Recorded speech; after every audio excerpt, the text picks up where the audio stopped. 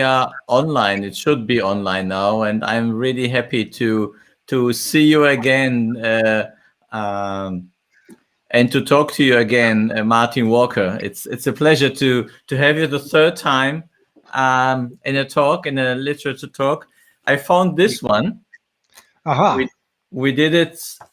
Uh, our first talk was 2017. right. I remember it very well. Yeah, Yeah, I picked you up from the main station, yeah. and then we had a wonderful evening. It was very good. You also had a little song that you in front of the guest. I was a bit positive surprised. It was a really nice evening, and I think that it was good. And last year we had an online talk again, Yeah. starting with the crisis, and now we are here again. We talk about your 13th book. It calls in German Französisches Roulette. Yeah. And I still have, and I will have it. I could Aha. the first book of your Kochbuch, Yeah. and you had a new one. And last time you told me that Yeah. that the new book won directly a prize. That's right. Yeah. The it won the best French cookbook of the year, the Bruno's Garten cookbook. So they both won that prize, which is very, very nice. From the prize is given by Gourmand International, Okay. who chooses the best restaurant in the world, or the best chef in the world, or the best French cookbook in the world. Baba, who knew? My French friends were very surprised to think that a Scotsman would get a prize like that. But Yeah, but it's a good one. I read again some things of this book and about the new book, so it's a really also a nice idea to make next to the books of Bruno, also what he's making at home for dinner or for lunch. well, it was the German readers who created this book, because so many people wrote to Diogenes Verlag, my German publisher, and said, we like reading about the food in the Bruno novels, but why not give us a cookbook with all the food? So Mhm. Diogenes said to me, will you do a cookbook? And I said, I won't, but I can do it with my wife, because Julia is a very, very good cook and a food writer. She wrote about food for the Washington Post and for the Observer in London. And so Julia did all the hard work. Julia did Mhm. all the actual cooking and the recipes, and I wrote the funny little bits between the recipes and the jokes and the stories and the atmosphere. And I think it's quite a good combination. It really sums up the institution of marriage, in that the wife does all the work and the husband has the fun. Yeah. I thought that she was cooking, and you're writing a new Bruno book, so it's Yeah. also good. Maybe for the third cookbook that you're writing. It's for our guests that are looking for us. It's Martin Walker. You're born in 1947 in Scotland, and you work as a journalist and then also a writer, and you lived until Corona. You lived partly in Washington and in Perigord. I Yeah. don't know how at the moment. I don't think that Washington is so actually your main place to be at the moment. I haven't been in the USA since March of last year. Um, it was difficult to get back, impossible to get back last year. Mm. And then this year with the variants, it was also quite difficult until recently. And we're opening up again now, so I'm hoping to travel again. I'm looking forward to doing a book tour in Germany this October, which it'll be good to get back on the road and meet the readers again. Yeah, most of the writers that I met on digitally way, and I met one once also in Munich. He wrote nice book. Daniel Speck. He wrote about Jaffa Road, Mhm. and he said, "Yeah, I'm so excited to go out and to see my fans. You know what I mean? But Yeah, the readers. readers." And said it's, and now he did. I saw on Instagram he did Lesungen, and he went out, and you really saw on his face, oh, it's great. And he also write nice books, very good books too. I read, and they're really good. So yeah, and your books have been translated in 18 languages. Is it right, or just? No, that's correct. That's right. Yeah, it's great. It's a huge. How many printed? Or did you got from the Huguenots once the numbers that how many books have been printed in all languages? In German, it's close to 3 million now, and worldwide it's over 5 million. So, wow. This is a huge number of books. I really, and it took over 15 years. You know, it's this is a book a year. The first one was 2008. So if you divide it among the years, it's not that impressive, really. And but no, I'm just very lucky that I can make a living out of my writing, and anybody who has the pleasure of making a living out of what they enjoy doing has got to be lucky. Yeah, you're right. And you won a lot of prizes for your cookbooks, and you won also a prize for Ambassador de Périgord for the Office de Tourisme. My gold medal from the République Française. Yes. Yeah, this is great. I work with the tourism business, and I think I asked you the question. I'm so happy to read it as, hey, you're doing something for the tourism, that we are really at the moment we have huge problems with the tourism worldwide, and the Germans killed the tourism completely. But we do hope now to get out of the things. So you really lots of prizes that you won. You have 13 books of Bruno, 2 cookbooks that you the Périgord and the Gartenkochbuch and the Gartenkochbuch, and your book 2064 that you also write. Did you have more books? And Schatten an der Wand, the novel about the caves, the actual caves of Périgord, the novel that's set in Lascaux 18,000 years ago. Schatten an der Wand, okay. Schatten an der Wand, yeah. So, yeah, there's been a lot of books, but then there were all my other books before that, which were like the history of the Cold War, my book about Gorbachev and Perestroika, books about the Iraq War, books of history of the USA. It's it's what I've done all my life. I write. I was a journalist. A day that I don't write is a day that I don't breathe. Almost, it's just something I've always done and always loved to do.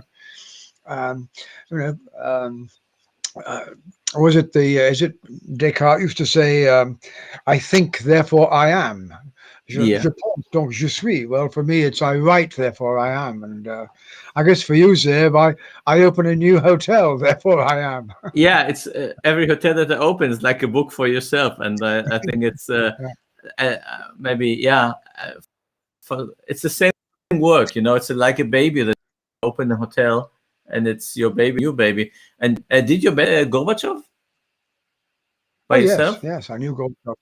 Yes, I interviewed him alone and with others, and then during that famous summit with President Bush in Malta in the harbor, when the big storm blew up, Gorbachev was on a Soviet cruise ship. Bush was on an American warship. They were in the harbor at Malta. A big storm blew up. Bush was stuck upon his warship, and I was staying in the Russian ship with Gorbachev, because I'd sailed in with the Russian team, and I find myself standing at the bar, realizing that the summit was not going to take place that day, and in comes Eduard Shevardnadze, the Russian foreign minister, whom I knew quite well, and we had a cup of coffee and began talking. Then in comes Mikhail Sergeyevich Gorbachev, and he's got nothing to do because there's no American there. So we begin by talking about Georgia, which is where Shevardnadze comes from, and about Georgian wine, and about how the only very modest success of Gorbachev in trying to get Russians to drink less vodka and more wine. Um, Yeah. but it was a very interesting time. Gorbachev was, I mean, I was so lucky to be there based in the Soviet Union in those years when Gorbachev came to power. And I was also very struck by the importance to him of Raisa, his wife, Yeah. because she was a woman whom, you know, if I would go around to parties in the literary community or among actors and so on, you would often find Raisa there. I mean, she was a very prominent figure in the intellectual life of Moscow. And before Gorbachev came to power, I was hearing from people in the theater world, in the literary world, that this guy Gorbachev was really going to make a difference, and that this endless parade of sad old men like Brezhnev and Andropov and Chernenko was finally going to give way to something different, and that he was married for the first time. We would have a Soviet leader who was married to a woman who did not look like a tractor. Yeah, she was a good. Yeah, I Fine remember. woman. Yeah. Yeah, she's. I met him once also in Berlin, Uh-huh. in our hotel restaurant. Then I don't know, 204, 203. I don't know Oh, what. wow. Right. And we spoke a bit, and was really. I have a postcard. I don't know, maybe I have here the postcard. You can. This is the postcard when he signed it. I went to buy a postcard with a Berlin stone. You know this. Yeah. So I said, "Can you sign it?" And it was really, yeah, no problem. And he signed it, and it was really nice. So it's it's really nice to also in these days, because one of the questions I have that you have also in your books many actually political things inside, and this is also explain how you from where's your background, because you wrote the books, you wrote historic books. Actually, there then was more actual books today. You say not so that you are so old, but now you can say that historic books, but nothing to do with your age. Please don't get it wrong. Books of history, books about history. Yes. Yeah, and this book is now here, the Französisches Roulette. I don't know what's the name and the English name of the book. Have to original. In English, it's called The Shooting at Chateau Rock. Okay, this is completely different than the German. It's sometimes I'm surprised that the original title and the German title they're so far away. What the get the? They're often far away, and usually the German title is better. So my favorite example is I think the fifth book in the series was called The Devil's Cave. Yeah. Teufelhöhle. Yeah. But the German title was Femme Fatale. Yeah, it's nice. I read it which also. is a much better title. So and indeed there was a femme fatale, and it was one of these great moments for a writer, because in this book I have this very dangerous, very attractive, very beautiful woman who is determined to seduce Bruno for her own wicked purposes. And in my planning for writing this particular chapter, I thought, Bruno, he's just a guy. I mean, there is this beautiful woman coming on to him. What's he going to do? He's going to fall for her wiles. But when I came to write the chapter, it was like a force field came out of my desk at me. And it was like, I am not going to take my trousers down for this woman. And that was Bruno. He refused to fall for this woman's sexual wiles. And so it was right to call it femme fatale in German. But the reason I called it, the reason I called it this one, Chateau Rock, is that when I was a young journalist on The Guardian, this is back in the early 70s, 72, 73, I was a political journalist, but I was interested, like everybody, in rock music. And I went to the editor and said, look, this is crazy. You know, the rock music is the most important cultural thing for an entire generation of people. You've got to get these readers. So we have to write about rock music. And the editor said, well, okay, but do it in your spare time, Martin, not when you're a political journalist. So I mean, this was a great time. I was at the premiere of the Pink Floyd's Dark Side of the Moon at the London Planetarium. I was at the premiere of The Who's Quadrophenia. I was with David Bowie when he launched Aladdin Sane. I was interviewing Jagger. I went on tour with Procol Harum. I had a whale of a time, and I was even at the famous ball at Blenheim Palace that they threw for Mick Jagger and Bianca when they got married. I mean, it was a wonderful time to be writing about rock music. I mean, the parties were terrific, but the music was very good as well. And so I've always had a real sense of nostalgia for those times. And I had this idea because several musicians did for a while have small chateaus here in the Perigord region, and because of that, I thought, okay, I'm going to have an old rocker in this novel, and an old rocker who is he wants to make a comeback. He's got kids who are growing up. Maybe the kids are deciding to get married for themselves. Yeah. Maybe his wife is much younger and she wants to start a new life for herself. And off we go. I have this story, and then in comes various other aspects of our modern European life, including dirty money, Russian influence, and da-da-dee-da-da-da, and off we go. Yeah, so I wanted just to ask you, maybe you explained a bit about your book, and you did it already. So I think we understand each other quite well, that you did my job now, and I'm very thank you about it. So before we go into the book, really just to ask you, how are you in those let's say a bit past Corona. Well, in my health, I'm okay. I've had my two vaccinations. Back in January, I was back over Christmas. I was in London with my family, and I had to the day before I was due to fly back, I had to have a COVID test, and I was tested positive. So I had to spend 10 days self-isolating in the attic of our house in London, and then got a negative test and came to France. But I haven't seen my wife and family since then because we've had lockdowns, confinements, people can't allowed to travel and so on. So I'm aching for my wife to come and for Julia to come and join me. And it's been lovely to sort of see my daughters again, and so yeah, it's been grim, but there have been compensations. So, for example, this month we had two wonderful days.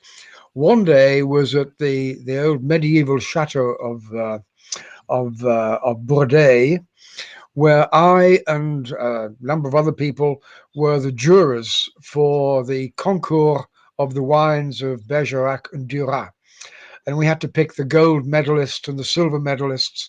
And then I was on the super jury of 9 of us, and we had to pick the winemaker of the year, the best vigneron, the best Winzler of the year. Oh, so really? that was a wonderful day. Yeah. The only problem was that although I was tasting altogether, I tasted over 40 wines, I couldn't drink any of them. I had to spit every time. What a pity. Very great pity. But I then left. When I left, I had some wine with me so I could drink them when I got home. And then the day after that was another terrific day, another Chateau de Vigier, where we celebrated the 20th anniversary of the Mont Ravel getting its appellation. And the Mont Ravel is a part of the Bergerac, just close to the river Garonne, and it's right next door to Bordeaux. It's an extension, if you like, of Saint-Emilion, and they're very much Saint-Emilion kind of wines, and they are based around the chateau of the great essayist Michel de Montaigne, who you can still visit his study in the old tower where he lived and worked.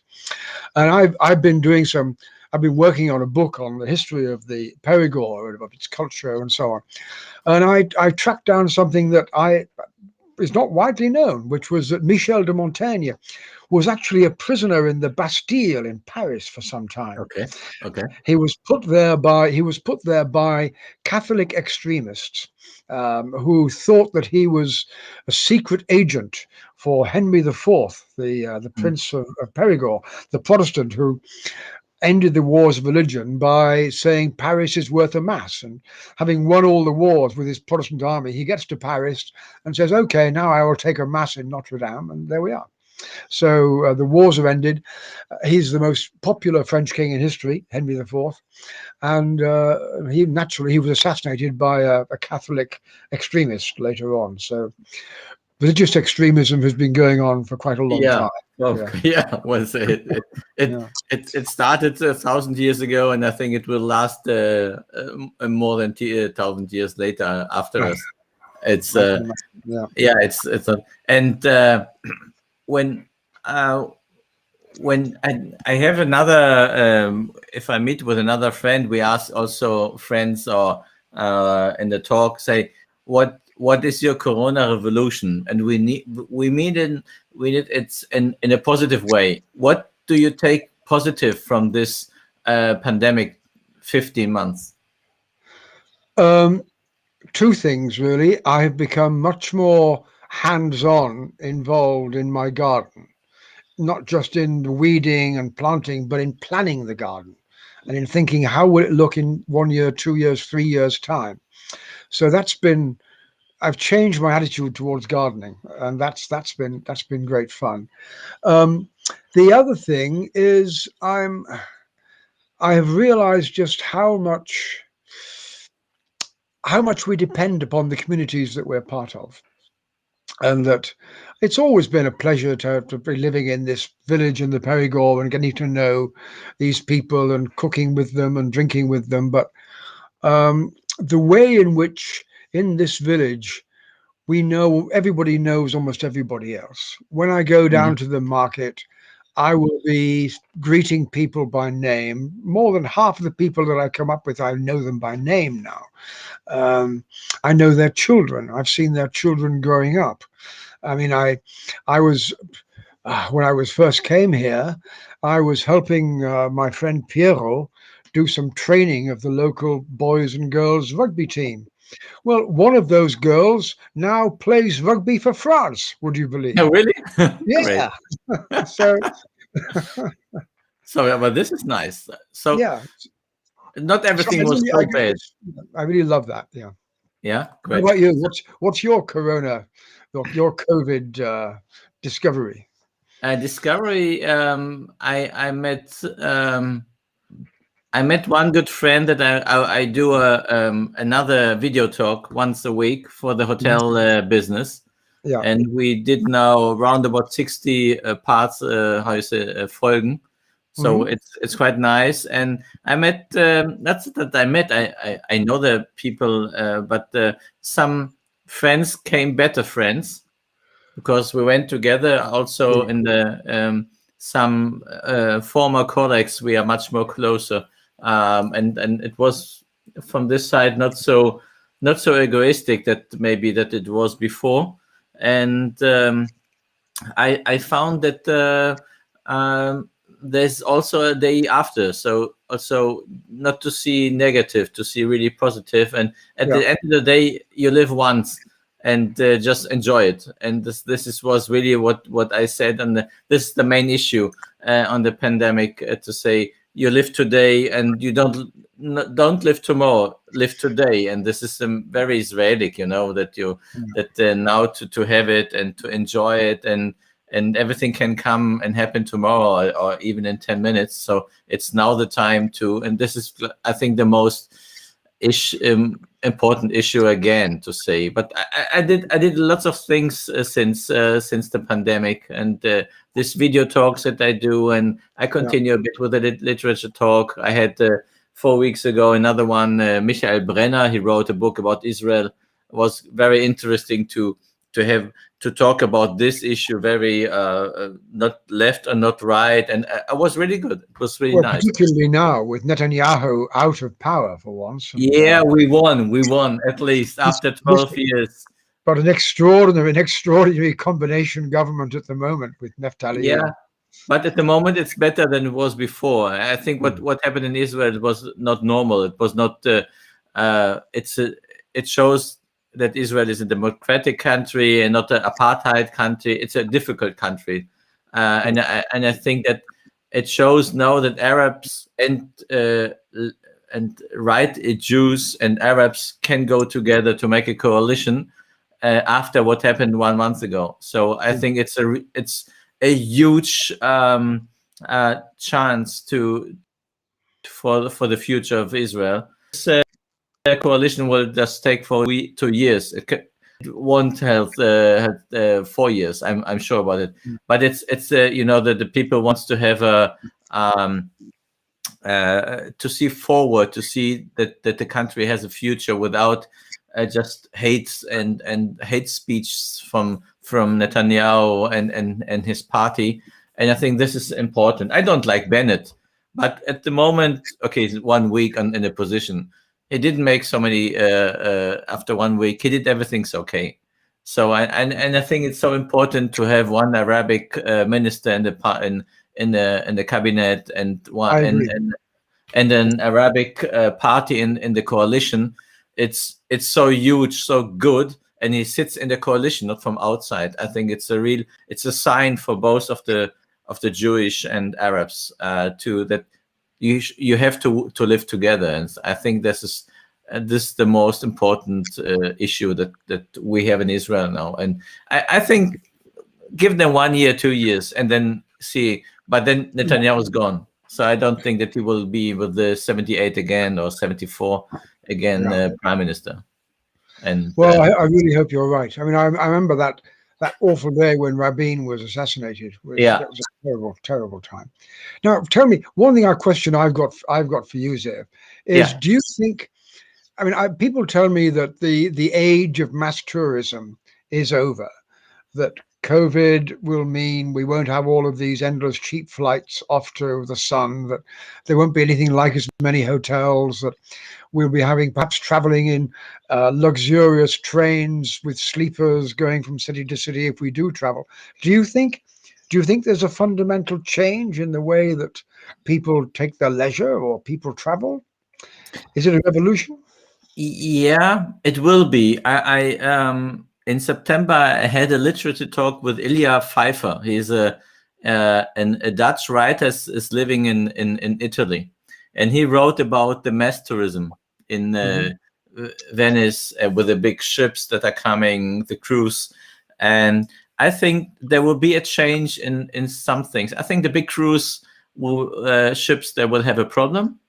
I think I don't know if they will have so much success in future. Also, we have to wait a bit now. We have to wait 2 years what will happen, because many people after 15 months of staying at home want to go to the beach or to the hills and to have air, to just don't want to see so many people, or want to see many people, but to be relaxed without their clothes on the beach. Yeah, exactly. I think we have to see, there are two things. We have to see how the airlines will really work. If they will get the planes from Orlando, where all the planes is, and how will be the traffic. So I don't think it will be cheap as it was before, that you can fly from Berlin to Mallorca for 19 euro. I don't think it will be so. I think it will be a stable tourism, but not the real mass tourism. And I come again. This cruise ships will not be so strong. So you will not have a ship with 3,000 or 5,000 people, maybe fully booked for the whole summer, because people will be a bit scary to go in a crowded place. Also, if you got the vaccine twice, it will be a change to see really. It will be for the city. It will be less. Yes, we see it in a different way, because it's for us in the hotel industry. It's important. Will be a congress will take place, a fair will take place, And this will be the first sign if the fares are coming back as they were, as they have been before. I think tourism will be quite the same because the people will forget what was yesterday. But I think it will be around about 20% less, and maybe the hotel prices and the airline prices will go up because they have the cost. If you have a hotel, you have the cost of the rent. And also what happened now, I don't know how it's in France, but in Germany, we lost in the industry 30% of the employees. They went to doctors, to lawyers, or to someplace else. And it happened that the people that we have now, we have to pay them more. That's happening in Britain as well, and it's also prices are going up in France. I think we have a wave of inflation coming, of higher prices. And I don't know how to say it in English. The zins, zins, and if you have money on the bank, that the zins will rise up. The interest, the interest will rise and will not go down. It can't go down because they're on zero. But it's more. It will maybe become more a bit normal. So I think that the holiday will be expensive, a bit more expensive than it has been before, and then people will think about it. I think it will go down in about 10-15%, without being. I don't have a statistics. It's just what I see. Berlin is not. It's far from being normal. And London is much far to be normal. Yeah, I remember before COVID, we were getting to a point in cities like Barcelona and in Paris and in London where more and more locals were complaining about the scale of tourism. About French people were saying they couldn't get into the shops in Paris for all the Chinese who were coming through. And Barcelona, there were demonstrations against Airbnb. Amsterdam as well. So I wonder whether it's going to change. Amsterdam is stopped paying for tourism marketing because Berlin, we haven't been there. Berlin was far to be Barcelona or Amsterdam. But I think that it will be a change, but I don't know if the people will forget it in 5 years and everything will go back. And also, people want to travel. They want to go out, and we've been used to take a plane for 19 euros to go to Barcelona or to Mallorca. And let's see, but it will. Also, many hotels will close, so this is also a big issue. That in Germany you get lots of money for the hotels, but I don't know how it was in Spain or in UK or in France. So it's not a question. The answer is not yes or no.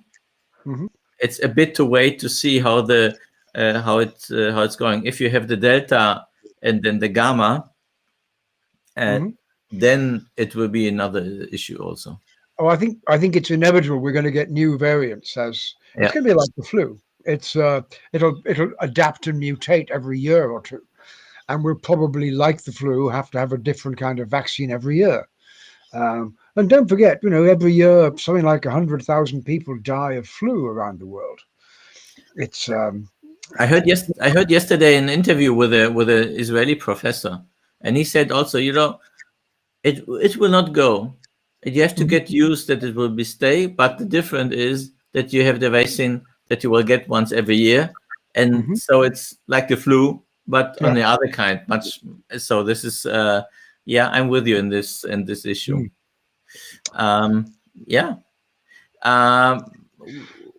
We talk about books, and you told me some minutes ago before we went online that you wrote already the book number 14, and you're now on number 15. Well, book number 14 has just been published in Britain. It's called The Coldest Case, and it will come out next year in German. And I'm now I've written the one that will come out in 2023 in German. It's the title in English is To Kill a Troubadour. And the troubadours were born in the Perigord, in Eleanor of Aquitaine's court in the Middle Ages, but there are modern troubadours, and there's a plot to kill a particular troubadour, and who turns out to be a friend of Bruno. So that's been fun, and I'm now plotting out the 16th novel, the next novel, which is going to be all about. We have these reconstructions of battles.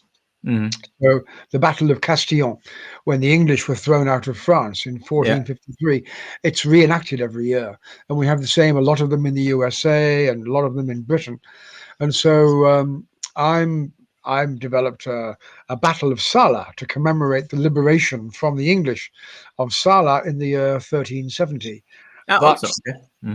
But something terrible happens in the course of this mock battle, and a very eminent man who is one of the reenactors is found dead at the end of the battle. Ha ha! End of the battle then. Okay.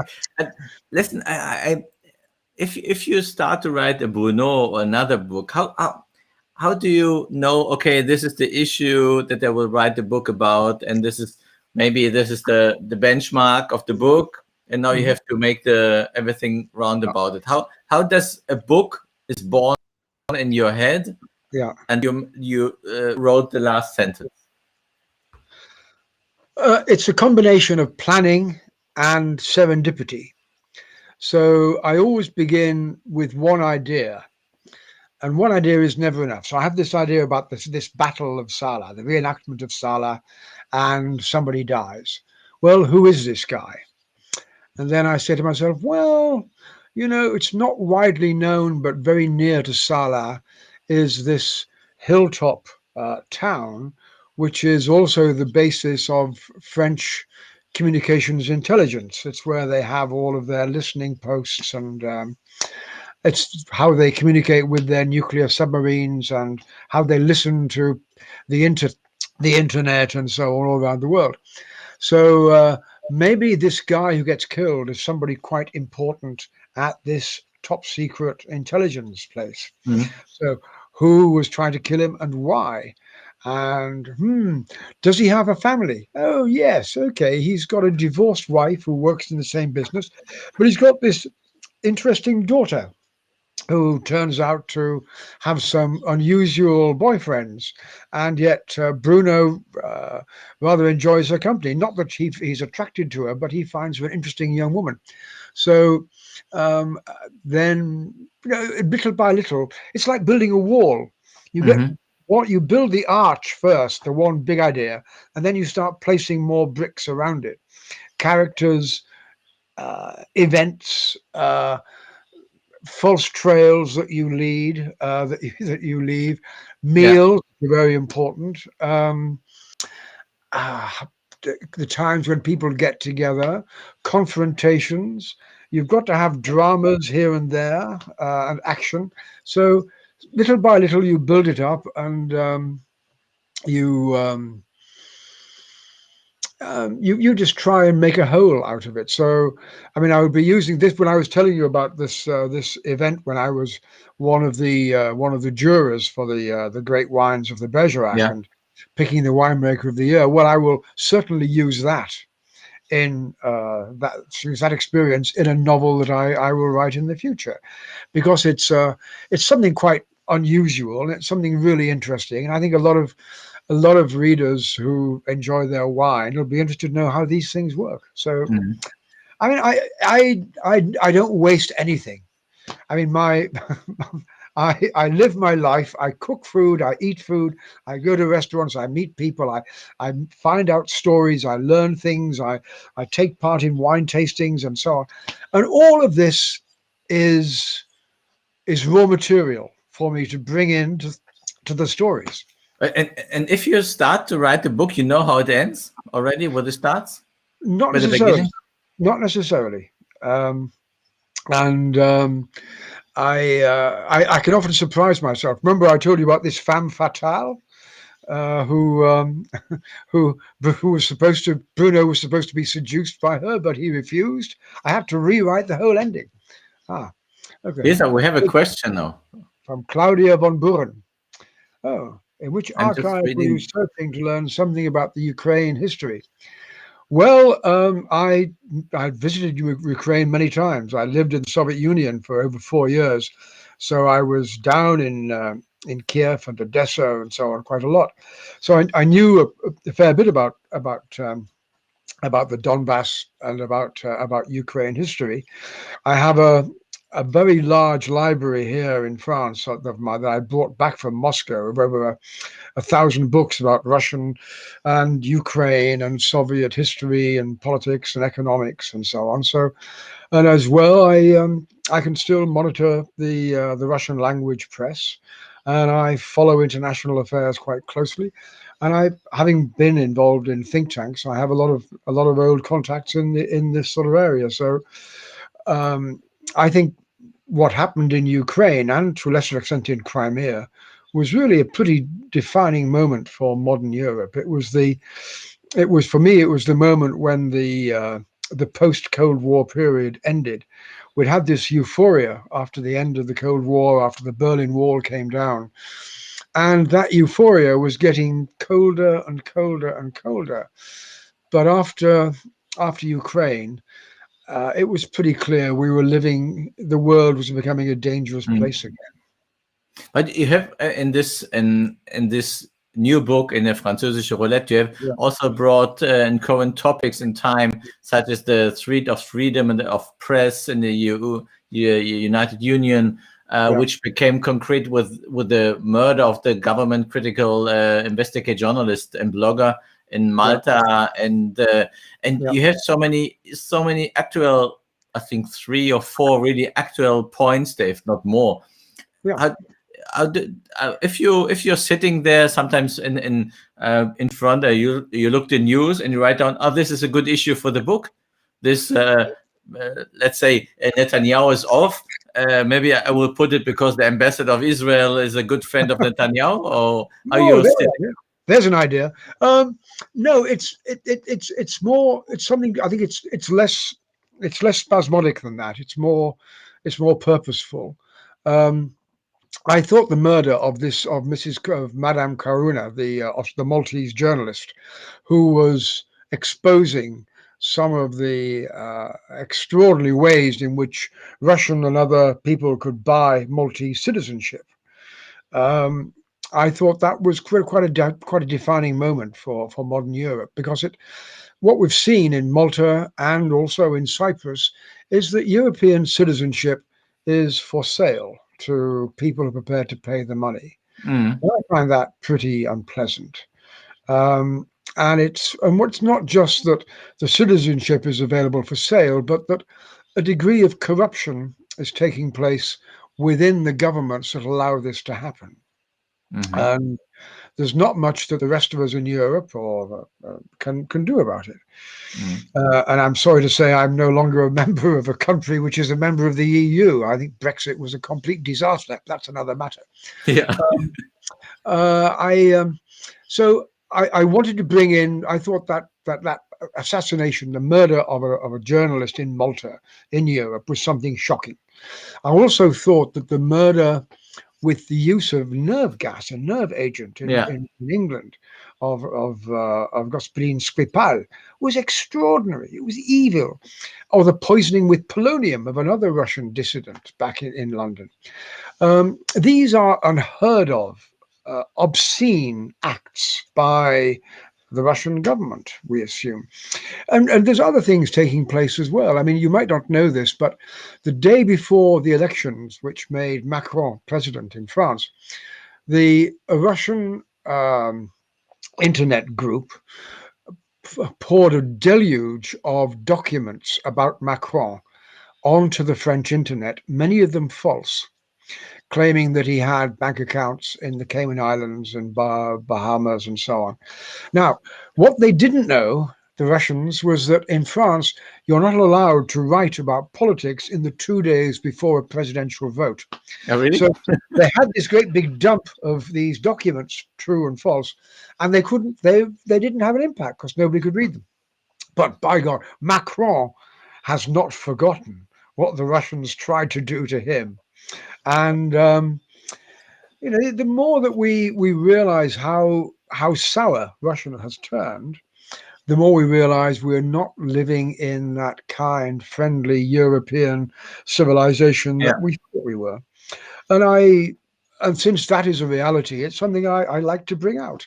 And there's so much evidence for this, so much stuff that you can bring out, that you can cite. And it really adds to the verisimilitude. It adds to the reality I'm trying to put into my novels. I mean, what I'm saying is, here we are in the Perigord, a little corner of paradise, a beautiful part of the world, wonderful food and wine, lots of history, but all around, the forces of darkness are gathering. Yeah. And I think it's the combination of this Bruno that I like this guy, is really is a nice guy, he could be a friend. And this is and then to combine the things that really happened there, and without asking how much reality is the story of Bruno really, because it's a roman, it's maybe a bit some here, some there, but it's normally. And I think I think, and it's not to be, you divide your books into 3 and 4 themes, crime, society, cooking, and love or relationships. Am I right in this kind that you make this? Yeah. Well, Be honest. I don't do it deliberately, but what I'm doing there is I'm trying to write something believable about life, with a crime story as part of it, because my hero is a policeman. So yes, relationships, love, they're very important. Food, wine, very important. Crime has got to be part of it as well. So yes, all of these elements come into it, but it's not a formula. Yeah, but it's nice. It's not a formula, but it's your books, and I read all your books, and it because I like your books, and all times that a new book is coming out, I'm calling it the Diogenes. I said, please, and if can I talk with Martin about the book, and it's really nice. So it's I think it's really good, and you have also this. The contact with Isabel, and it's also always close and super complicated, and dogs. And dogs. And dogs are, and dogs. One dog, it's really it's a story of life, It's nothing that you can really think, this kind of Bruno can be a reality, a real person, and the cooking. Everything. So it's really, it makes it nice to read the books, and quite uncomplicated. So I think it's really. Would you, if you had the chance now to rewriting one of your books, would you do it, or would you leave the books as they are? Oh, I would leave the novels as they are. I would have to update my history of the Cold War to change the rather happy ending that I had then. But no, you can't change a novel. I mean, it captures a moment in time. What I like about it, what I enjoy about it myself, is every time I'm writing a new novel, is I'm returning to this community of people, this group of friends in Saint Denis, from the mayor to the riding school to the cheesemaker and to the town vineyard and Bruno and all of his friends. And one of the reviews in the USA said that settling down with a new Bruno was like settling down to a new series of that American TV series Friends. Okay. Because you were back with these familiar people whom you enjoyed, and you liked their company, and you liked what they were doing. So that was very nice to read. And what do you want to be Bruno? No. His I'd like to play tennis as well as he does. Okay. But no, He's French. He's Périgordin. I'm watching him from the outside. I'm trying to understand this culture, this community, and I'm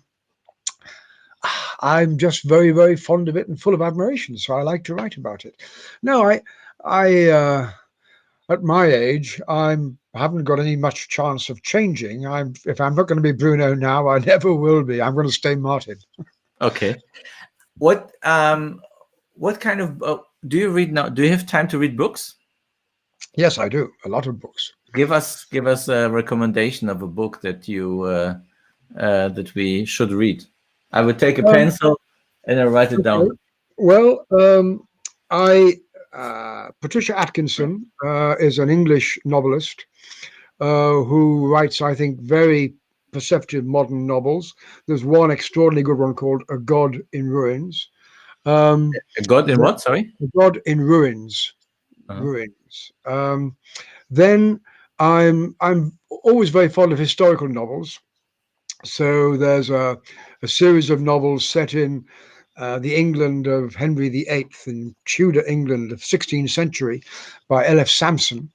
And his hero is a small hunchbacked lawyer who had begun as a great reformer, a follower of Erasmus, a Protestant, but is now becoming rather cautious as the politics of the times change.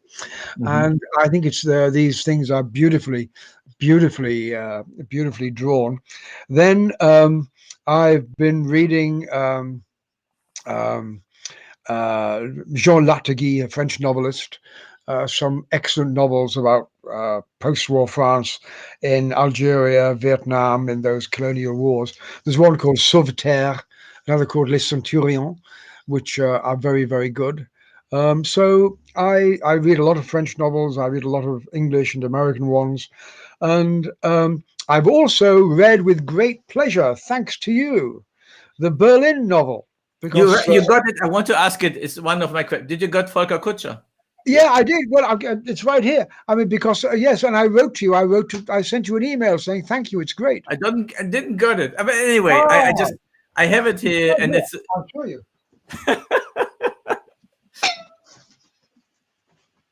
Yeah, exactly. Yeah, Babylon. Yeah, I will tell him this because I wrote him, and then I wrote him, ask him to send me the English version of the book. He signed it for me. Yeah, I know. Yeah. No, so I really enjoyed that. It made me feel nostalgic for Berlin. Yeah, you have to come, and we have to see each other. Maybe we make a live show together again. That would be if you because he's writing now just 2 more books of this series of Gere und Rat, and then he will quit. He said then it's I think he will stop at 39. Okay. The series. And if you are coming to Berlin, I will ask him because he has an apartment now in Berlin. And if you give me time to coordinate a meeting with him, because he is really a nice guy. Do you know the Berlin Noir series by Philip Kerr? Yeah, you do. Okay, so it's a good book and very, very good. Yeah. Okay. Well, and I hope he died some years ago. I'll be seeing you soon. He died last year. Yeah, but quite young. In his 60s. Very sad. Yeah, and great books, really great books. And I wanted to call him because I think he spoke German, and I'm not sure, but I wanted to call him, and then really 1 week after I heard that he died, and then it was But I'm really happy to if you are planning your tour to Berlin, let me know. We have each other's email, and let me know. I will coordinate with a great editor, with the organist. I really love to work with them because they are so friendly and nice, and just really ask, can I talk again with Martin Walker, and please, and I know I'm saying, yeah, why not? And I'm really happy, and thank you, Martin. I really hope that you will meet your wife and your children soon, very soon, and have a good meal with them in the evening. Then you have to cook something for your wife, And thank you very much for your time. We spoke now around 55 minutes, and it was a pleasure to see you again. And again, let's meet live and drink a good bottle of wine together. Schön. Bis bald. Bis bald. Thank you very much. Bye bye. Danke. Bye.